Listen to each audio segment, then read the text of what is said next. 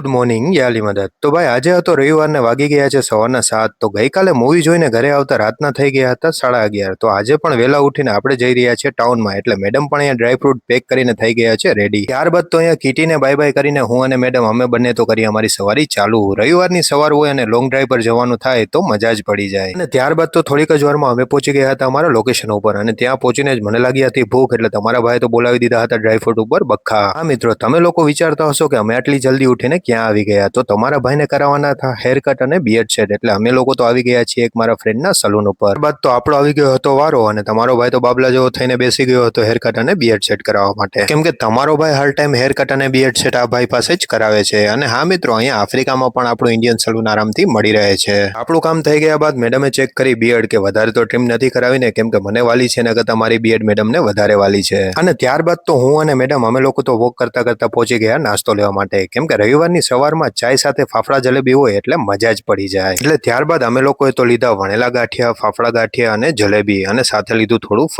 ફરસાણ ને જલેબી ને ગાંઠિયા ને બધું લઈને અમે લોકો તો રિટર્ન થઈ ગયા છીએ ઘર તરફ જવા માટે હા તમે એમ વિચારતા હશો કે આફ્રિકામાં પણ ફાફડા જલેબી મળે છે તો હા મિત્રો અમે જ્યાં રહીએ છીએ ત્યાં બધું જ મળી રહે છે અને તમે અમારો વ્લોગ કયા કન્ટ્રીથી કયા સિટીથી જોઈ રહ્યા છો તે નીચે કોમેન્ટ કરવાનું ના ભૂલતા જેથી અમને પણ ખબર પડે કે અમારો વ્લોગ ક્યાં સુધી પહોંચે છે મિત્રો ફાઇનલી તો અમે પહોંચી ગયા છીએ ઘરે અને કરી લીધો છે ગરમા ગરમ ફાફડા જલેબીનો નાસ્તો તો આ હતો આજનો અમારો મિની વ્લોગ મળશું એક નવા મિની વ્લોગમાં ત્યાં સુધી બાય બાય